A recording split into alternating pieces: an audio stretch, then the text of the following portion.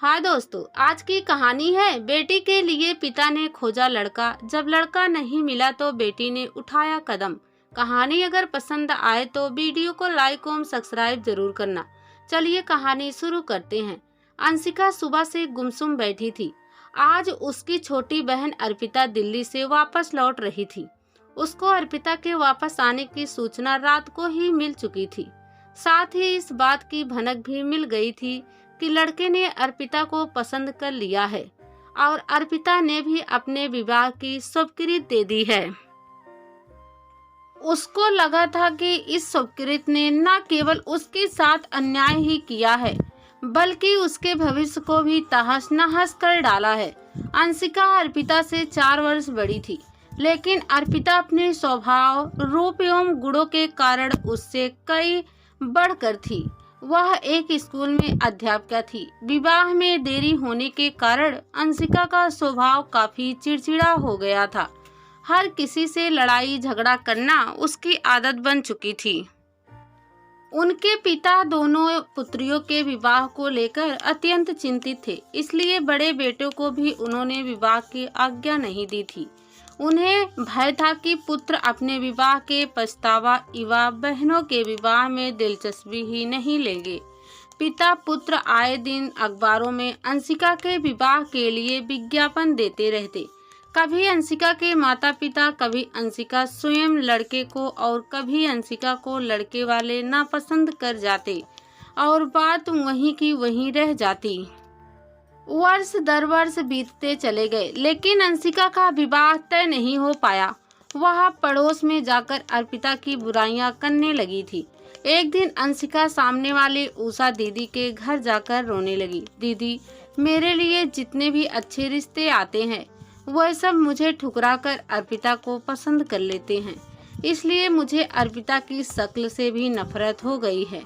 मैंने भी पक्का फैसला कर रखा है कि जब तक मेरा विवाह नहीं होगा मैं अर्पिता का विवाह भी नहीं होने दूंगी।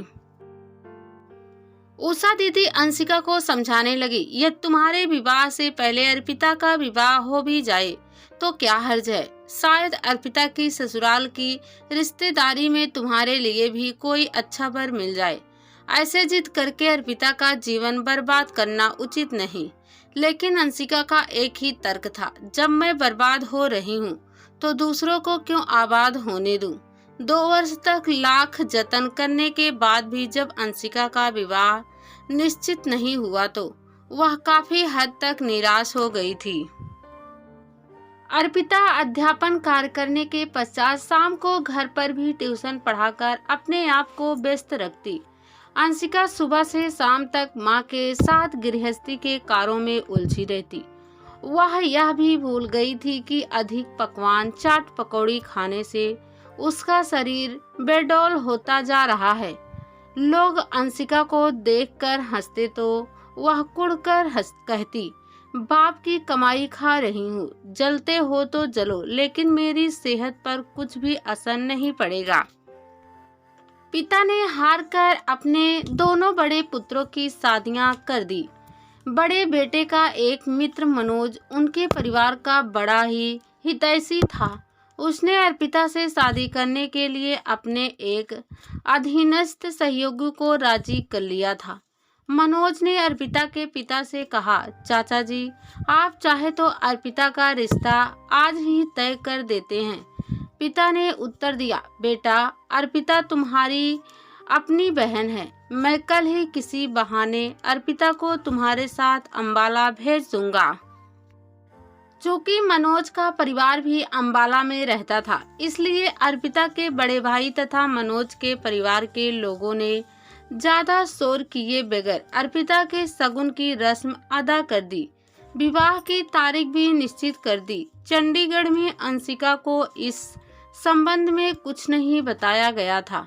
घर में सारे कार्य गुप्त रूप से किए जा रहे थे ताकि अंशिका किसी प्रकार की अड़चन पैदा न कर सके। अचानक एक दिन अंशिका को एक पत्र बरामदे में पड़ा हुआ मिला। वह उत्सुकता बस पत्र को एक सांस में ही पढ़ गई। पत्र के अंत में लिखा था, अर्पिता की गोद भराई की रस्म के लिए हम लोग रविवार को 4 बजे पहुंच रहे हैं। पढ़ते ही अंशिका के मन में जैसे हजारों बिच्छू डंक मार गए। उससे झूठ बोला गया था कि अंबाला में मनोज के बच्चे की तबीयत ज्यादा खराब होने की वजह से अर्पिता को वहां भेजा गया था। उसे लगा कि इस घर के सब लोग बहुत ही स्वार्थी हैं। उसने पत्र से अंबाला का पता डायरी में लिखा और पत्र को फाड़कर कूड़ेदान में फेंक दिया। 2 दिन के पश्चात लड़के के पिता के हाथ में एक चिट्ठी थी जिसमें लिखा था, अर्पिता मंगली लड़की है। यदि इससे आपने पुत्र का विवाह किया तो लड़का शीघ्र ही मृत्यु को प्राप्त होगा। पत्र पढ़ते ही उस परिवार में शमशान जैसी खामोशी छा गई। वह लोग सीधे मनोज के घर पहुंच गए। लड़के के पिता गुस्से से बोले, आप जानते थे कि लड़की मंगली है, फिर आपने हमारे परिवार को ही बर्बाद करने का क्यों निश्चय किया? मैं इस रिश्ते को किसी भी कीमत पर स्वीकार नहीं कर सकता। मनोज ने उन लोगों को समझाने का काफी प्रयत्न किया, लेकिन बिगड़ी बात संवर ना सकी। चंडीगढ़ से अंशिका के बड़े भाई को अंबाला बुलाकर सारी स्थिति से अवगत कराया गया। पत्र देखने पर पता चला कि यह अंशिका की लिखावट नहीं है। उसके पास तो अंबाला का पता ही नहीं था और ना ही अर्पिता के रिश्ते की बात की उसे कोई जानकारी दी। चंडीगढ़ आने पर बड़े भैया उदास एवं दुखी थे। अंशिका से इस बात की चर्चा करना बेकार था। घर का वातावरण एक बार फिर खामोश हो चुका था। उषा दीदी की बड़ी लड़की नीलू अंशिका से सिलाई सीखने आती थी। एक दिन कहने लगी, अंशिका दीदी, आपने जो चिट्ठी किसी को बेवकूफ बनाने के लिए लिखवाई थी उसका क्या हुआ? अर्पिता के कानों में इस बात की भनक पड़ गई और वह झटपट माँ तथा भाई को बताने भाग गई। 2 दिन पश्चात अंशिका की माँ ने उषा के घर जाकर नीलू से सारी बात उगलवा ली कि अंशिका दीदी ने ही मनोज भाई साहब के रिश्तेदारों को तंग करने के लिए उससे चिट्ठी लिखवाई थी।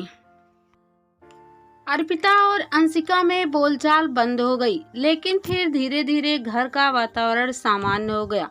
अंशिका और अर्पिता चुपचाप अपने अपने कामों में लगी रहती। अर्पिता स्कूल जाती और फिर शाम को ट्यूशन पढ़ाती। अंशिका उसे अच्छे अच्छे कपड़ों जेवरों में देखकर कुड़ती और फिर उसका गुस्सा उतरता अपनी भाभीियों तथा बूढ़े पिता पर। मैं पैदा ही तुम्हारी गुलामी करने के लिए हुई थी, क्यों नहीं रख लेते मेरे स्थान पर एक माई? स्कूल की अध्यापिकाएं अर्पिता को समझाती, अब भी समय है, यदि कोई लड़का तुम्हें पसंद कर ले तो तुम स्वयं ही कोशिश करके विवाह कर लो। अर्पिता की एक सखी ने अपने ममेरे भाई के लिए उसे राजी कर लिया था और उसके साथ स्वयं दिल्ली जाकर उसका विवाह तय कर आई थी। अर्पिता की शादी की बात अंशिका को बता दी गई थी। अंशिका ने केवल एक ही शर्त रखी थी, अर्पिता की शादी में जितना खर्च होगा उससे 2 गुना धन मेरे नाम से बैंक में जमा कर दो, ताकि मैं अपने भविष्य के प्रति आश्वस्त हो जाऊं। विवाह का दिन नजदीक आता जा रहा था। बाहरी रूप से अंशिका एकदम सामान्य दिखाई दे रही थी। पिता ने मोटी रकम अंशिका के नाम बैंक में जमा करवा दी थी। अर्पिता को उपहार देने के लिए अंशिका ने अपने विवाह के लिए रखी हुई 2 बेहद सुंदर चादरें व गुड्डे गुड़िया का जोड़ा निकाल लिया था तथा छोटी मोटी अन्य कई कसीदकारी की चीजें भी दी। अर्पिता के विवाह का दिन आ गया। अंशिका सुबह से ही भाग दौड़ में लगी थी। घर मेहमानों से खचाखच भरा था, इसलिए दहेज के सामान का कमरा ऊपर की मंजिल पर निश्चित हुआ था और विदा से पूर्व दुल्हा दुल्हन उसमें आराम भी कर सकते थे। उस कमरे की चाबी अर्पिता की बड़ी भाभी को दे दी गई थी। अंशिका ने सामान्य सा सूट पहन रखा था। उसकी माँ ने 2 से 3 बार गुस्से से उसे डांटा भी। आज भी ढंग के कपड़े नहीं पहनने तो फिर 4 सूट बनवाने की जरूरत ही क्या थी। अंशिका ने पलटकर जवाब दिया, अब सूट बदलने का क्या फायदा, मुझे कई काम निपटाने हैं। माँ बड़ी खुश हुई कि इसके मन में कोई मलाल नहीं, बेचारी कितनी भाग दौड़ कर रही है। अंशिका अपने कमरे में बार बार आ जा रही थी। भाभी समझ रही थी कि शायद माँ उसे ऊपर काम के लिए भेज रही है और अर्पिता समझ रही थी कि शायद अधूरे काम पूरे कर रही है। दरअसल अंशिका अपने दहेज के लिए सहेज कर रखी हुई सब चीजों को छिपा छिपा कर बांध रही थी। यहाँ तक कि उसने अपने जेवर भी डब्बों में बंद कर दिए थे। बारात आने में केवल 1 घंटा शेष रह गया था। अर्पिता को मेकअप के लिए ब्यूटी पार्लर भेज दिया गया था और अंशिका घर में ही अपने आप को संवारने लगी थी। उसने बढ़िया सूट पहना और श्रृंगार इत्यादि करके पंडाल में पहुंच गई।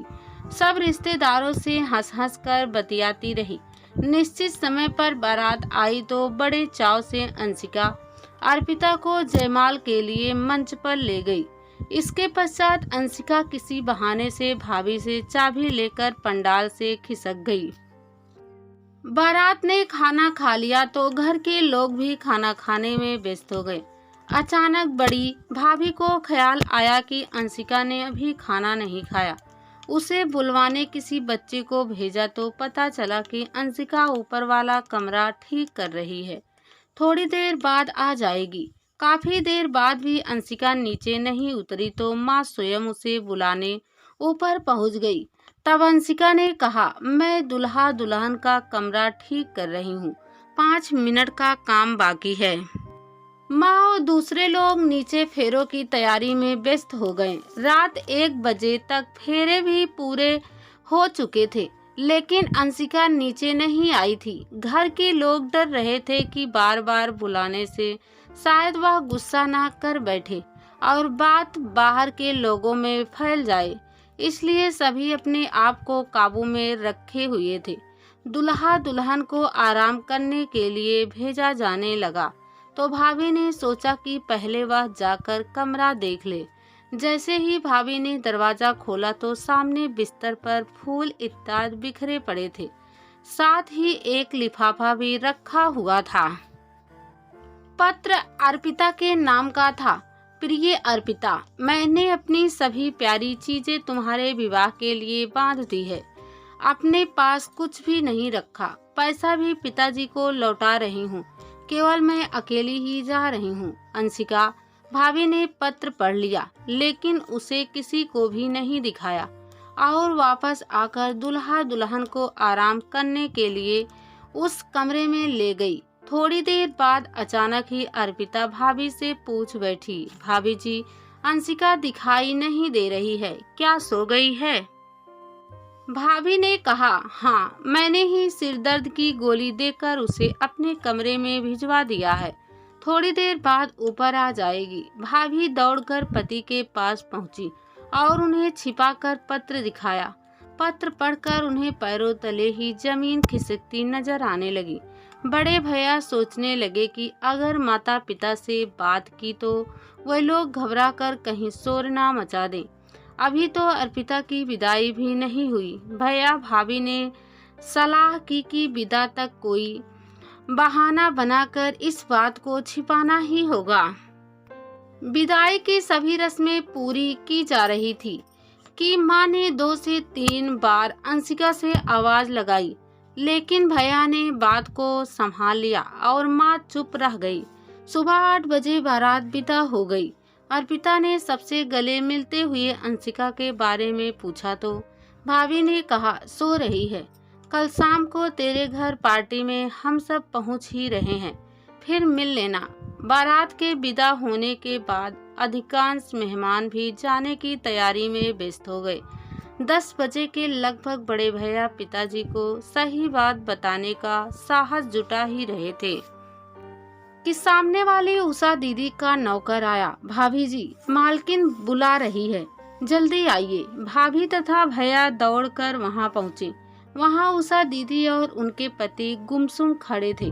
पास ही जमीन पर कोई चीज ढकी पड़ी थी। उषा तो सदमे से बुत ही बनी खड़ी थी। उनके पति ने बताया कि नौकर छत पर कपड़े डालने आया तो अंशिका को एक कोने में लेटा देखकर घबराकर नीचे दौड़ आया और उसने बताया कि अंशिका दीदी ऊपर सो रही है, लेकिन यहाँ आकर कुछ और ही देखा। बड़े भैया ने अंशिका के ऊपर से चादर हटा दी। उसने कोई जहरीली दवा खाकर आत्महत्या कर ली थी। समीप ही एक पत्र भी पड़ा हुआ था। लिखा था, पिताजी, जब तक आपके पास यह पत्र पहुंचेगा तब तक मैं बहुत दूर जा चुकी होंगी। अर्पिता को तो आपने केवल विदा ही किया है, लेकिन मैं आपको अलविदा कह रही हूँ।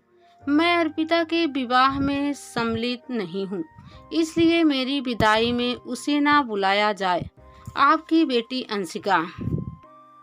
माँ बाप और भाइयों को दुख था कि अंशिका को पालने में उनसे कहीं गलती हो गई थी, जिससे वह इतनी संवेदनशील और जिद्दी हो गई थी और अपनी छोटी बहन से ही जलने लगी थी। उन्हें लगा कि अगर वे कहीं सख्ती से पेश आते तो शायद बात इतनी ना बिगड़ती। अंशिका न केवल बहन से ही बल्कि पूरे घर से ही कट गई थी। जिस लड़की ने जीते जी उनकी शांति भंग कर रखी थी, उसने मृत्यु के बाद भी कैसा अवसाद भर दिया था उन सबके जीवन में।